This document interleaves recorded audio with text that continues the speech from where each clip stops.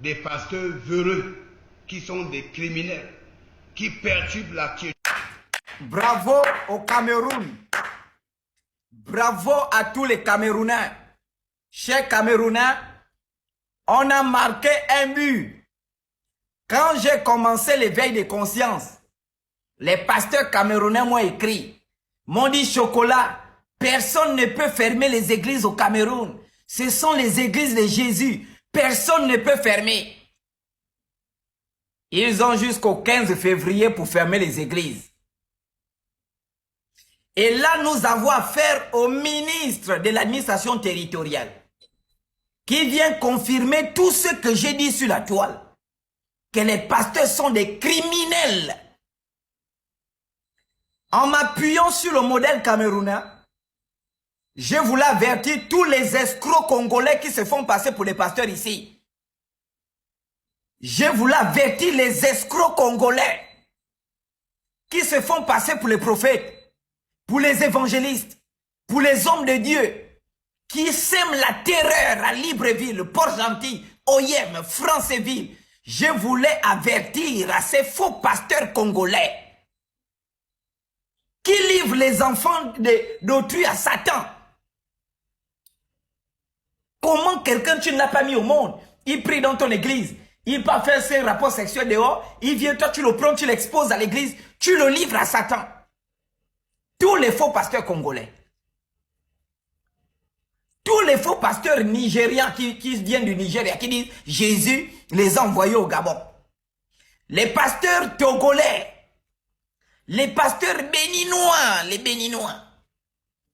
les pasteurs, les faux pasteurs là, les pasteurs maliens, les pasteurs burkinabés qui sont ici, qui disent qu'ils sont venus sauver le peuple gabonais. Pliez déjà vos bagages. À la limite, je vous conseille, retournez à vos métiers d'origine. Y compris vos complices, vos acolytes, les faux pasteurs gabonais. Des vrais faux, des escrocs, des diviseurs. Pliez déjà bagages. Parce que je vous informe que le Cameroun a ouvert la voie de l'Afrique centrale. Le Gabon va suivre. C'est le Cameroun qui commence là-bas, c'est la tête économique. Le Gabon va suivre. Je suis venu, je vous ai dit que les églises seront fermées en 2025. Le Gabon va suivre. Et le futur président du Gabon, je vous informe que c'est la première réforme qu'il va mettre en place. Fermer les églises. Yové, je n'ai rien dit. On continue, mes frères. Dans la même veine, les églises de réveil qui n'ont pas reçu l'autorisation de s'installer au Cameroun doivent fermer leurs portes au plus tard le 15 février 2025. Si l'autorité administrative se voit obligée de fermer une église illégale, les promoteurs seront interpellés et traduits devant les instances judiciaires compétentes. Je tiens à rappeler que seul le président de la République accorde l'autorisation aux églises à travers un décret présidentiel. La mauvaise pratique qui consiste à ouvrir les églises en attendant le décret présidentiel n'est pas prévue par nos textes. Nous allons y mettre un terme. La situation des églises de réveil est plus grave aujourd'hui avec le comportement déviant des pasteurs véreux qui sont des criminels, qui perturbent la quiétude des populations. Non, en fait, vous comprenez très mal. Et moi, c'est ça le problème. C'est-à-dire que vous êtes excellent à mal comprendre les choses. Je vous ai dit, moi, le chocolat, je parle ici sur la toile. Il n'y a aucun de mes pasteurs qui m'a déjà donné 100 francs ou qui m'avait donné 100 francs. Que mon petit, oui, tu travailles avec nous, prends les 100 francs là, va à l'école. Au contraire, j'ai nourri ces pasteurs-là avec mes dîmes et mes offrandes. D'ailleurs, que je vais réclamer à la télé, je vais citer leur nom. Ils rendent mes dîmes et mes offrandes. Est-ce que vous comprenez un peu? Aucun de mes pasteurs ne m'a donné 100 francs. Je tiens à le dire ici. Et j'ai dit que j'ai des grands frères qui sont pasteurs, des faux pasteurs, mes propres grands frères. Sont des vrais faux pasteurs, des vrais faux pasteurs. Mais en grandissant, quand j'étais au primaire, au lycée, à l'université, ces faux pasteurs-là, Il me paye les études, la rentrée, il te donne 100 000 pour la rentrée. Il te paye les études, tu es malade, il donne les médicaments, il fait toutes ces choses. Maintenant, c'est mon grand frère qui a par exemple fait ça. Me dit, petit, je vais un débat avec toi en inbox, en privé. On s'assoit, j'ai débat avec le grand, je le mate comme un singe. Est-ce que vous comprenez? D'ailleurs, je le fais avec beaucoup de mes grands qui m'écrivent en inbox. Je les mate parce que beaucoup m'écrivent, mes propres grands frères, je parle de mes propres grands frères. Oh oui, tu combats les faux pasteurs, pourquoi? Laisse-les tranquilles, il n'y a que Dieu qui a les juges. Je dis, tu es un faux. Ah bon, petit, moi, ton grand frère, je dis, tu es faux. Tu es un faux pasteur. Tu es faux pasteur. Est-ce que vous comprenez? Maintenant, si le grand me dit, petit, toi et moi allons à Dieu en question. Ou bien allons dans une chaîne de télé, toi et moi on va débattre. Ça, je vais dire non, je ne peux pas le faire. Il faut bien comprendre ce que je suis en train d'expliquer. Je dis, je ne peux pas aller sur un débat télévisé avec mon grand frère, par exemple, qui est faux pasteur, qui m'a nourri, qui m'a logé, qui m'a allé sur un débat, un plateau de télévision, débattre avec lui. Pour plusieurs raisons, les choses des familles vont sortir. Il va dire que toi, je t'ai élevé, je t'ai donné l'argent du taxi, tout. Tu viens maintenant m'insulter à la télévision, devant les gens, tout. Vous voyez, ça ne va pas faire bien pour l'éveil de conscience, pour même les gens qui vont me suivre vont dire non, Chocolat, c'est un ingrat. C'est-à-dire que même si le grand frère est faux pasteur, tu ne peux pas venir humilier ton grand frère à la télé comme ça. Est-ce que vous voyez un peu? Donc c'est ce que je suis en train de vouloir vous expliquer en fait. Que si je le fais, je vais faire la même chose avec mon prof de maths. Je serai capable de faire la même chose avec mon prof d'SVT, mon enseignant du primaire, mon enseignant du pré-primaire, mes enseignants de l'université, mon directeur de thèse, mon directeur de mémoire. Mais je sais, mais ça, ce n'est plus de l'éveil, ce sera de l'ingratitude. Supposons que mon directeur de mémoire devient un pasteur et il m'appelle. Mon petit, tu combats les faux pasteurs, je te demande un débat à la télé. Il m'a suivi dans le mémoire. Je ne peux pas aller m'asseoir avec lui. On peut s'asseoir en cachette. Je le bousille. Mais aller sur un plateau de télé et on va dire, lui là, c'était son directeur de mémoire. Mais ce ne sera pas bien. C'est-à-dire que même toutes les personnes qui vont me suivre vont dire, mais si Chocolat arrive à faire ça avec son propre directeur de mémoire, il arrive à faire ça avec son enseignant du primaire qui lui a pris peur et à pas, il arrive à faire ça. Mais c'est que tout arrive à nous trahir aussi. Est-ce que vous comprenez un peu? C'est ce dont je parle. Mais si ton pasteur t'a violé, ton pasteur t'a couché, ton pasteur t'a escroqué, tu peux le dénoncer. Même sur un plateau de télé, tu le dénonces. Parce que c'est un Young, c'est un rigolo, une voyelle. Est-ce que vous comprenez un peu? Donc moi je parlais de mon contexte. J'ai beaucoup de mes grands frères qui sont des faux pasteurs, des vrais voyous spirituels. Voilà en fait. Petit Congossa, mon frère ou ma soeur. Ma bouche là, pardon. Une dame a écouté mes lives ici au Gabon. Elle a réalisé que mais merde. Mais ce que le Chocolat dit est vrai. Elle payait les dîmes, elle faisait les reçus. Quand elle donne le pasteur 2 millions, elle fait le reçu. Elle donne le pasteur 500 000, elle fait. Faites les reçus, oh, messieurs et dames. Faites les reçus. Quand elle a écouté mon live, elle est partie porter plainte au pasteur. Que je réclame mes dîmes. Le pasteur a voulu vous dire non. Elle a porté plainte. L'affaire est allée au tribunal. La dame a présenté les reçus. Elle a présenté les passages bibliques que j'ai présentés en disant que c'est vrai, on ne doit pas donner de telles sommes à un pasteur. Elle a gagné le procès. Le tribunal a demandé au pasteur de rembourser les dîmes. Il a rendu les dîmes. Sa petite soeur m'a filmé l'argent. Dibo, allez récupérer vos dîmes chez les pasteurs.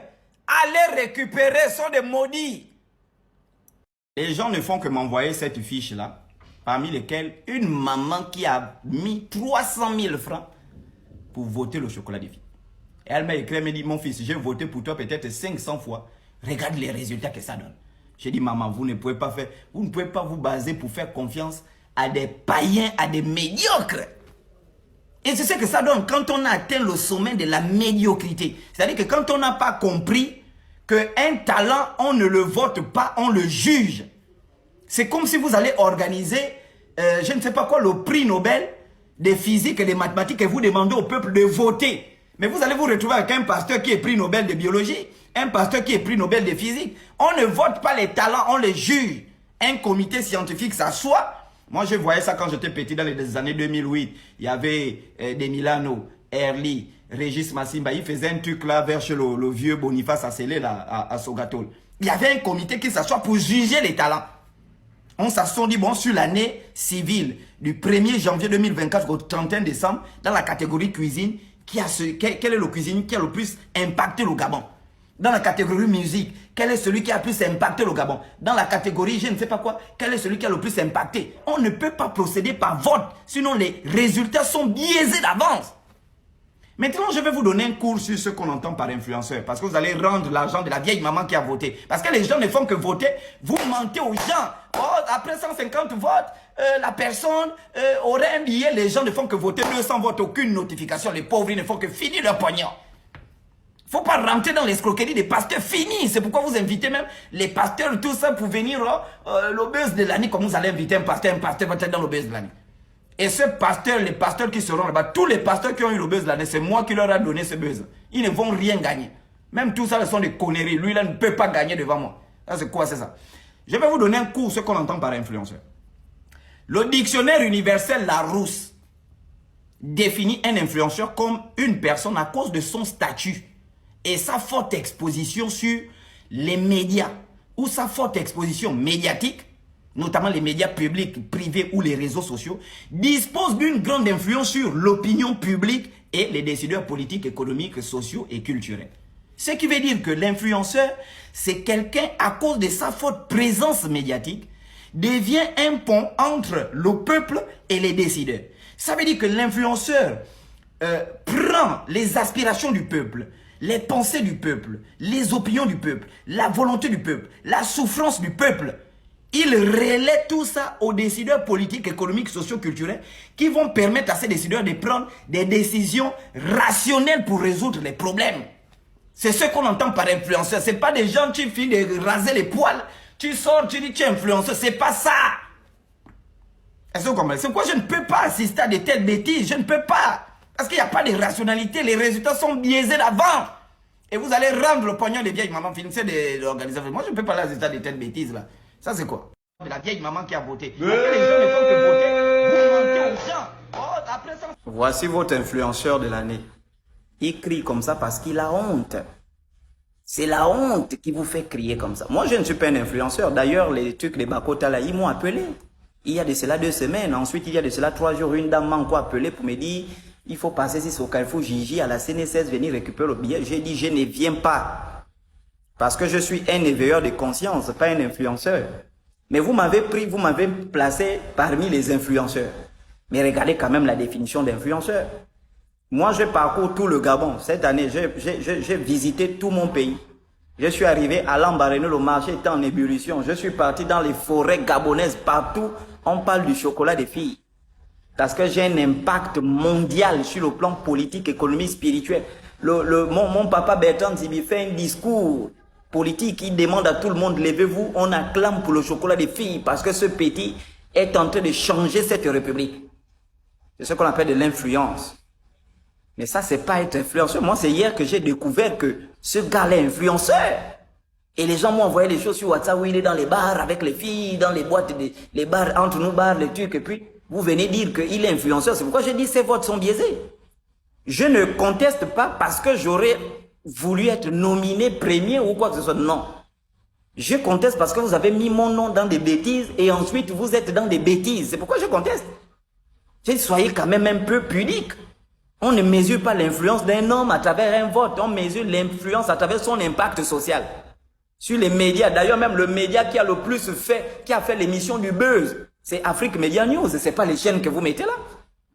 Mais ça, c'est quelle bêtise, ça? Même si j'ai gagné ça, je ne viendrai jamais. J'ai dit ça à la dame qui m'a appelé.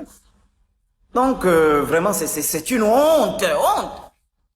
Mon frère, un événement qui est, paraît-il, parrainé par le président de la République. Regardez comment on est dans la merde totale. C'est-à-dire que j'ai une merde totale. Moi, j'ai dit, hein, je vais parler de vous avant l'événement, après l'événement, je vais parler de vous.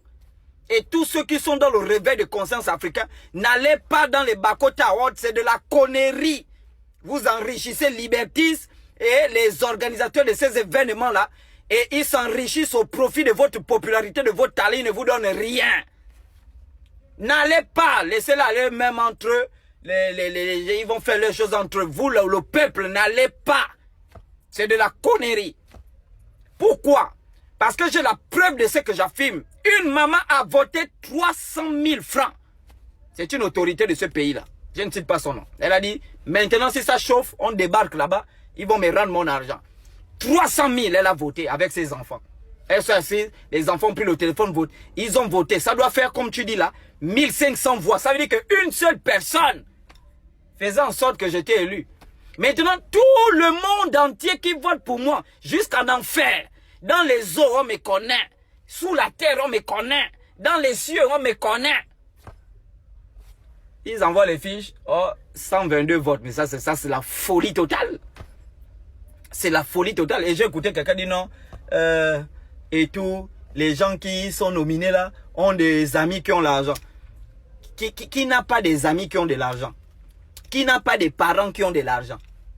Mais si vous comptez sur vos parents pour être nominés dans des bêtises comme ça, mais ça veut dire que vous ridiculisez même vos parents. Vous pensez que moi, mes amis, mes connaissances vont investir de l'argent pour que je sois nommé meilleur influenceur ou bien meilleur cuisinier ou meilleur photographe de la capitale. Vous cherchez quoi? Ça sont des bêtises. Vous avez mis mon nom dedans, j'ai le droit de critiquer et de façon objective. Et je dis ça sont des bêtises. Vous ne pouvez pas mettre Cartoon n'est pas nommé. Il me fait rire, il est authentique et vrai. Vous faites une fiche où l'oiseau rare, vous le mettez en bas, il a peut-être 22 votes. Vous mettez l'oiseau rare qui chante Nyamatos, tous les petits Nyama dansent ça. Nyamatos. Ah, ça te téléporte, tout ça. On ne le voit pas. Hein? Même l'autre, les artistes là, qui font danser le pays, qui mettent au pays. On les voit, vous nommez les gens, je ne sais pas, mais c'est quoi. J'ai vu, Maître Venga avait mis un statut, j'ai vu dans l'un de mes téléphones, où un groupe de danse que je n'ai jamais entendu parler, on me dit, c'est le groupe là qui est en tête de Kota Watch. Mais ça c'est, mais Maître Venga, même toi qui fais la promotion de la tradition, tu devais être en haut. Ça sont des conneries. N'allez pas là-bas et ne dépensez pas votre argent, ce sont des bêtises. N'allez pas, laissez-la aller eux-mêmes. Ça c'est quoi?